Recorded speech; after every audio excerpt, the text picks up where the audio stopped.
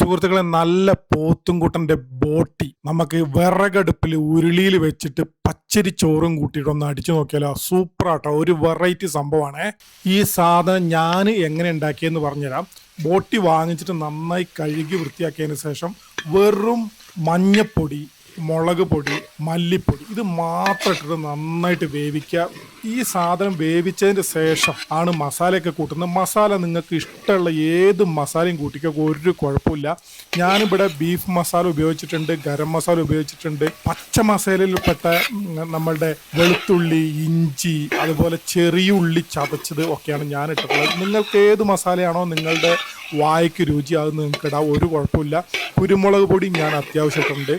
വെന്തതിന് ശേഷമാണ് നമ്മൾ ഇളക്കിക്കൊണ്ടേയിരിക്കണം. ഏത് സമയം ഇളക്കി നന്നായി തീ അടിയിൽ കത്തും വേണം. അപ്പോഴാണ് ഈ ഒരു ബോട്ടിക്കുട്ടൻ നല്ല സൂപ്പറായിട്ട് വെന്ത് വരുള്ളൂ. വെന്ത് വരുന്നാൽ മാത്രം പോരാ, നല്ല അടിപൊളി ടേസ്റ്റായിട്ട് വരുള്ളൂ. അതുകൊണ്ട് നിങ്ങൾ കൈ അനക്കാണ്ട് ഇളക്കിക്കൊണ്ടേയിരിക്കണം. ഇപ്പം കണ്ടില്ലേ, ഇതാ ഈ ഒരു പരുവം ആയാൽ പോരാ, ഇനിയും തീ കത്തണം, ഇനിയും നമ്മൾ ഇളക്കണം. ചെറിയൊരു ഗ്രേവിയോട് കൂടിയിട്ടായിരിക്കും നമുക്ക് ഈ സാധനം നമുക്ക് കഴിക്കാൻ വേണ്ടി കിട്ടേണ്ടത്.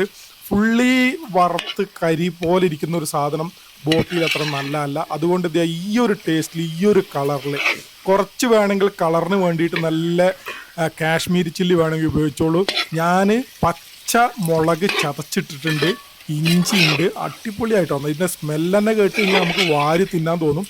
നമ്മൾ പ്യുവർ അടുപ്പിൽ തന്നെയാണ് ഈ സാധനം ഉണ്ടാക്കുന്നത്, ഒരു തർക്കവും വേണ്ട.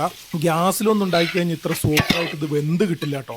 അപ്പോൾ അതുകൊണ്ട് ഉരുളിയിൽ നമ്മൾ വിശാലമായിട്ട് ഇളക്കി ഞാനിവിടെ 3 കിലോ ബോട്ടിയാണ് വാങ്ങിച്ചിട്ടുള്ളത്. ചെറിയൊരു പാർട്ടി ഉണ്ട്. ഇതാ ലാസ്റ്റ് വെന്തു കേട്ടോ. സംഭവം വെന്ത് കഴിഞ്ഞാൽ ഈ ഒരു ഇതേപോലെ ഉണ്ടാവും. നമ്മളിങ്ങനെ ഇളക്കി എടുത്തു കഴിഞ്ഞാൽ ഒന്ന് തൊട്ടിട്ടുണ്ടാവും.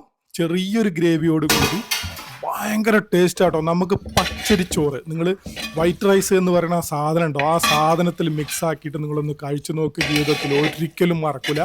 ബോട്ടി കഴിക്കുന്നവർ മാത്രം കേട്ടോ, കഴിക്കാത്തവരെ കൊണ്ട് നമ്മൾ നിർബന്ധിച്ച് തീറ്റിക്കുന്നൊന്നുമില്ലേ. ഇന്നാ തുടങ്ങിയല്ലേ സുഹൃത്തുക്കളെ, പച്ചരിച്ചോറ് കോരിട്ടോളൂ, അതിന്റെ പുറത്തേക്ക് ഇതാ ഇവനെ അങ്ങോട്ട് വാരി വെതറിക്കോളൂ, അതിനുശേഷം തുടങ്ങിക്കോളൂ കേട്ടോ.